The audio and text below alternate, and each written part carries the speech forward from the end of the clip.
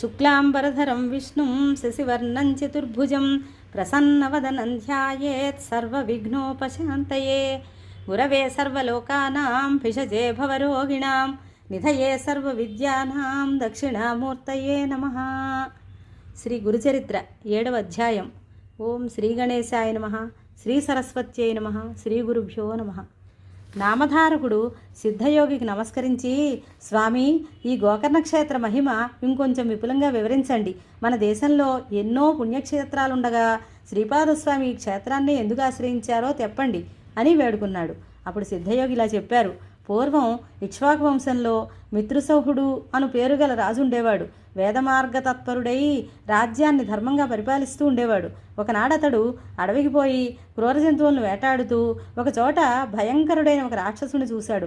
రాజు అతని మీద బాణాలు వేయడంతో ఆ రాక్షసుడు నేలకూలి ప్రాణాలు విడుస్తూ తన సోదరుని పిలిచి రాజుపై ప్రతీకారం తీర్చుకోమని ఆదేశించాడు.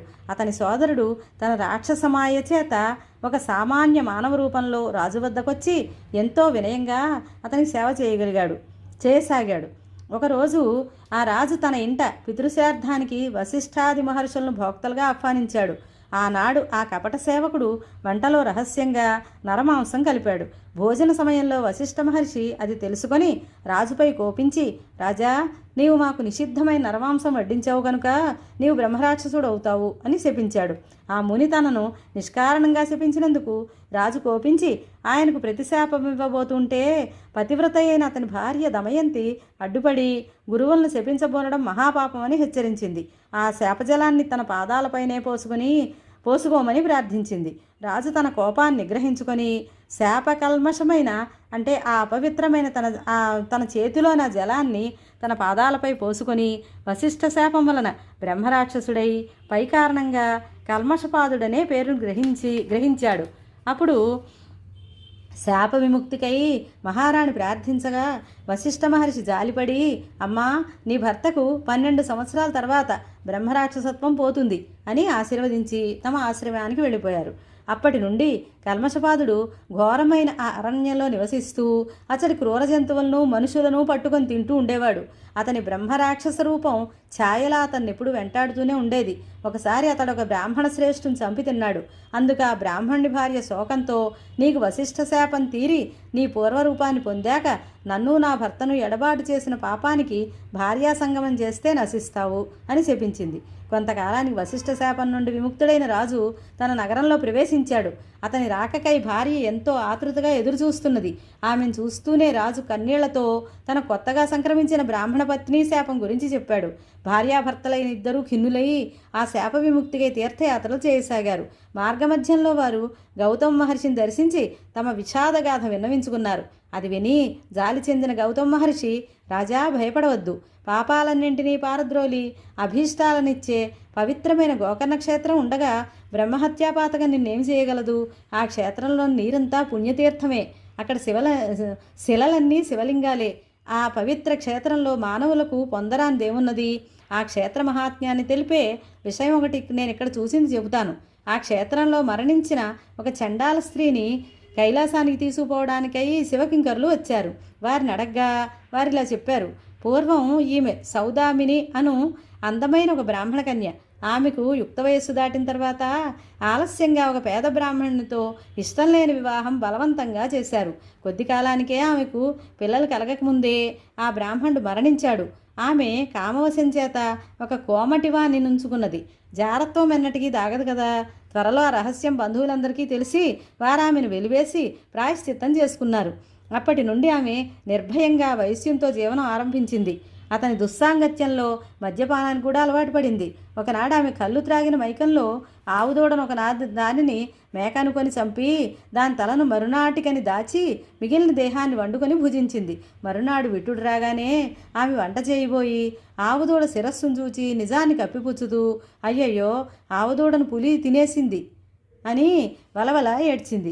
ఆమె ఇటువంటి పాపాలు అనేకం చేసి నరకంలో శిక్షలను అనుభవించి కర్మశేషం వలన ఈ జన్మను పొందింది. ఈ జన్మలో ఆమె పుట్టుగుడ్డి కుష్ఠిరోగి అయి కొంతకాలం పాటు తన తండ్రుల చేత పోషించబడింది.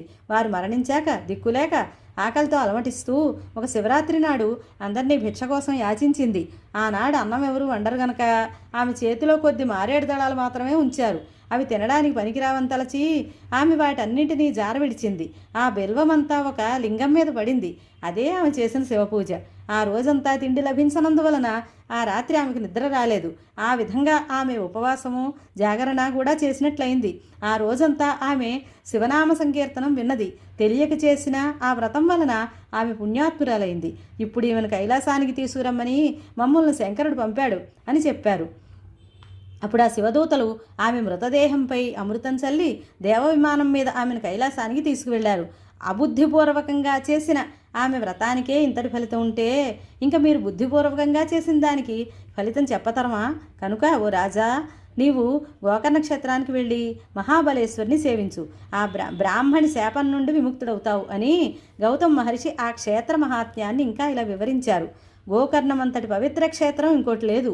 మిగిలిన క్షేత్రాలన్నీ చంద్రుడు నక్షత్రాల వంటివి అనుకుంటే గోకర్ణం పాపమనే కారు చీకట్లను నశింపజేసే సూర్యుని వంటిది. ఆ క్షేత్ర దర్శనము స్మరణము వలన కూడా సర్వపాపాలు నశిస్తాయి. అక్కడ ఇంద్రాది దేవతలందరూ తపస్సు చేసి శివానుగ్రహం వలన తమ అభీష్టాలు పొందారు. అక్కడ మహాబలేశ్వరునికి బ్రహ్మ, విష్ణువు, ఇంద్రుడు, విశ్వదేవతలు, మరుద్గణాలు, సూర్యచంద్రులు, అష్టవసువులు తూర్పు ద్వారంలోనూ, యమధర్మరాజు, చిత్రగుప్తుడు, అగ్నిదేవుడు, ఏకాదశి రుద్రులు, పితృదేవతలు దక్షిణ ద్వారంలోనూ, వరుణుడు మొదలైన దేవతలు పడమటి ద్వారంలోనూ, కుబేరుడు, భద్రకాళి, వాయుదేవుడు, సప్త మాతృకలు ఉత్తర ద్వారంలోనూ, విశ్వావసువు, చిత్రరథుడు మొదలైన గంధర్వులు నిత్యము నిలిచి ఆయన్ను ఉపాసిస్తూ ఉంటారు. కశ్యపుడు, అత్రి, వశిష్ఠుడు, కన్వుడు మొదలైన మునీశ్వరులు, కృతయుగంలో విశ్వామిత్రుడు, జాబాలి, భరద్వాజుడు మొదలైన మహర్షులు, సనక సనందనాది బ్రహ్మమానసపుత్రులు, నారదాది దేవర్షులు, సిద్ధులు, సాధ్యులు, మునీశ్వరులు, యతులు నిత్యము గోకర్ణేశ్వరిని ఉపాసిస్తూ ఉన్నారు. రావణుడు మొదలగు రాక్షసులు కూడా ఆ క్షేత్రంలో తపస్సు చేసి శివుని నుండి వరాలు పొందారు. కనుకనే ఈ క్షేత్రంలో చేసిన తపస్సు, ఆధ్యాత్మిక సాధనలు 1,00,000 రెట్లు మంచి ఫలితం ఇస్తాయి. అప్పుడు ఆ రాజు భార్యాసమేతంగా గోకర్ణం వెళ్ళి మహాబలేశ్వరిని సేవించి శాప విముక్తుడయ్యాడు. కనుక ఓ నవధారక, ఎందరో ఆశ్రమమైన గోకర్ణ క్షేత్రం వారి తపస్సు చేత ఇదివరకే పరమ పవిత్రమైంది. అందుకే గణపతి అక్కడ శివుని లింగాన్ని స్థాపించడం కూడా జరిగింది. అందుకే సాధుజీవండైన శ్రీపాదస్వామి కూడా ఆ క్షేత్రాన్ని దర్శించి అక్కడ 3 సంవత్సరాలుండి ఆ క్షేత్ర మహాత్మ్యాన్ని పునరుద్ధరించారు. తరువాత ఆయన కృష్ణా తీరంలోని కురుపురానికి వెళ్ళి అక్కడ తమ స్థూల రూపాన్ని మరుగుపరిచారు. శ్రీదత్తాయ గురవే నమః. శ్రీపాద శ్రీవల్లభాయ నమః. శ్రీ నృసింహ సరస్వత్యై నమః. శ్రీ గురుచరిత్ర 7వ అధ్యాయం సంపూర్ణం.